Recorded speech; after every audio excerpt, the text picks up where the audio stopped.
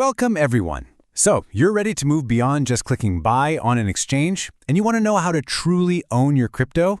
Well, you are in exactly the right place.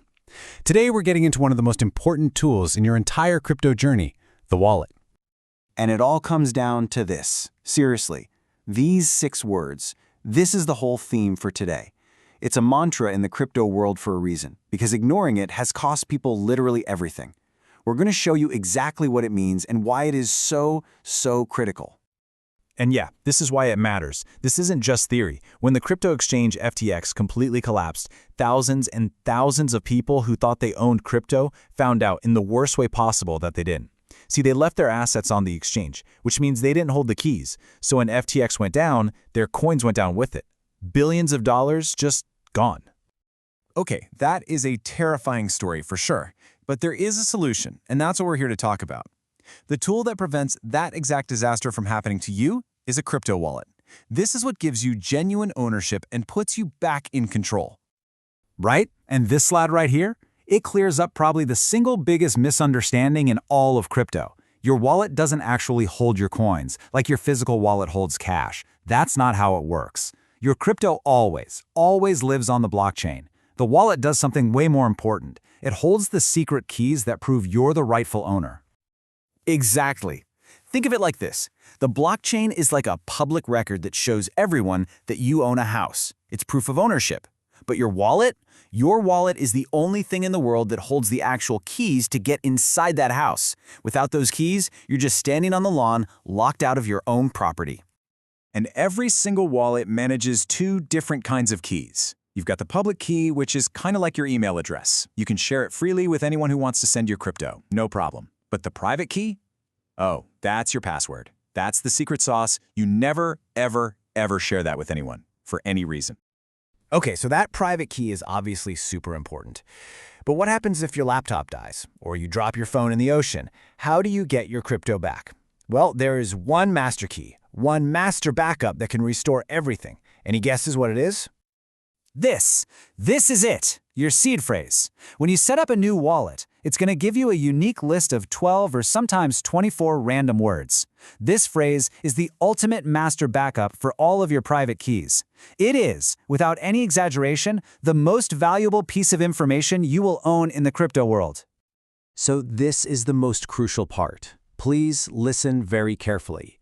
You need to write these words down on a physical piece of paper. Store it in a fireproof safe, a safe deposit box, somewhere safe and private. Do not, I repeat, do not take a picture of it. Don't save it in a text file on your computer, don't put it in a password manager or your cloud drive, and never give it to anyone who asks. Any mistake here and your funds can be gone in a flash. Okay, deep breath. We've covered the keys and that super important seed phrase. So now let's look at the 2 main categories of wallets you can use. They're called hot wallets and cold wallets, and the difference between them is actually incredibly simple. It's all about their connection to the internet.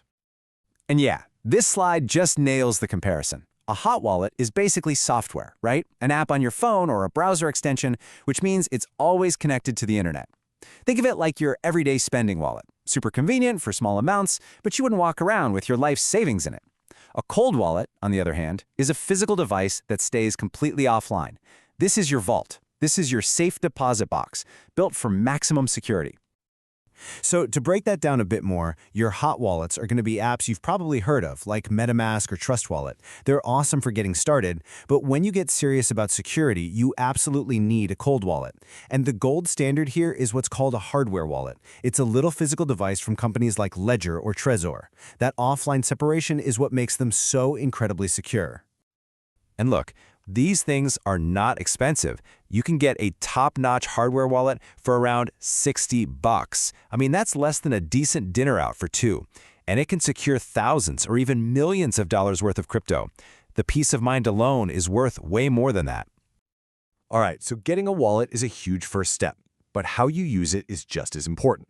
In this next section, we're going to walk you through the most common and frankly the most devastating mistakes people make so you can just sidestep them completely.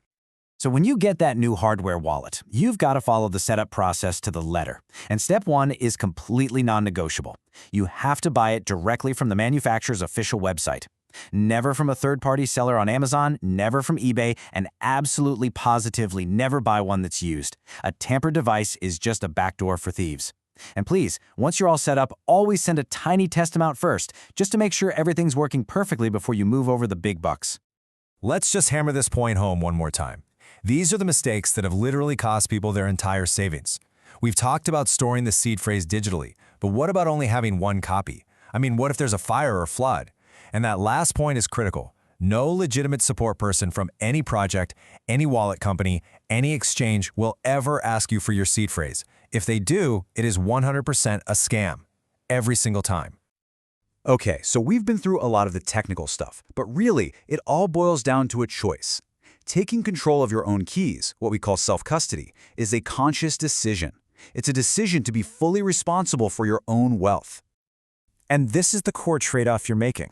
Look, leaving your crypto on an exchange is easy, it's convenient, but you're giving up control and you're trusting a third party not to fail. With self-custody, you get absolute control, but that comes with absolute responsibility. There's no 1-800 number to call if you lose your seed phrase. You become your own bank. So what's the game plan for you? Here's a really simple path forward. It's totally fine to start out on a trusted exchange like Coinbase or Kraken while you're learning the ropes. Once you're comfortable, maybe move a small amount to a hot wallet like MetaMask to try things out. But the moment you have an amount of crypto you'd be genuinely heartbroken to lose, it is time to get a hardware wallet. No excuses. And that brings us right back to where we started. You know, if there is only one single thing you take away from this entire explainer, please let it be these 6 words. Burn them into your brain. They are the absolute foundation of financial freedom in the world of crypto. So now you know how to actually secure your assets, how to truly own them. You have the keys. But that just brings up the next big question, right? How do you know which doors are the right ones to unlock? How do you figure out which crypto projects are worth your time and which ones are just noise? Well, that is exactly what we're going to cover in our very next explainer. We're going to give you a simple, powerful framework for doing your own research, or DYOR, so you can start evaluating projects for yourself and learn how to spot the red flags of a potential scam from a mile away. We'll see you then.